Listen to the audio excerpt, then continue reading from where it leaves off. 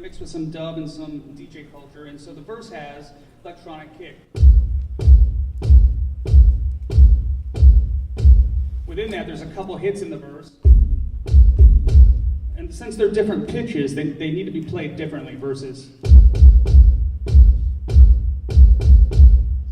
kind of marching band. Not that there's anything wrong with that, by the way. So you put those together for the verse. The chorus then has a jump and about 10 dB, right? Like we were talking about, no transitions, no fills. The idea of the DJ thing is it's just gonna hit you out of nowhere. So the verse is a little lower. Then the chorus.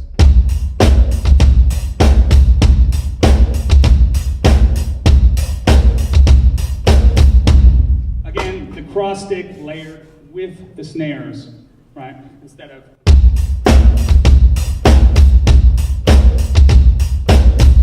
Very characteristic in that style. And then my absolute favorite part of this is the breakdown, because that's sort of like where you can kind of geek out a bit and get creative. And that's the DJ Shadow sort of idea that I was telling the young lady about, which is then chopping all the different samples. So I've got a main kick pedal, a second kick pedal, and then when I stretch all the way over here, I have a third kick pedal.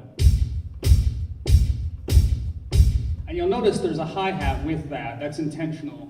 If you're a DJ and you're cutting and pasting stuff, you're cutting from an original stereo file. So if the drummer was playing it with a hi-hat and a bass drum at the same time, you can't separate those two voices.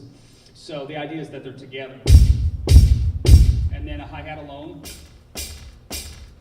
and then a snare drum, also with a hi-hat. And so when I programmed this in the studio, I had a lot of stutters, like. So what I'm trying to do is play that back. And so what I end up doing is I have 3 different pads: bass drum, hi-hat, snare, and then a second bass drum. So if I play the breakdown.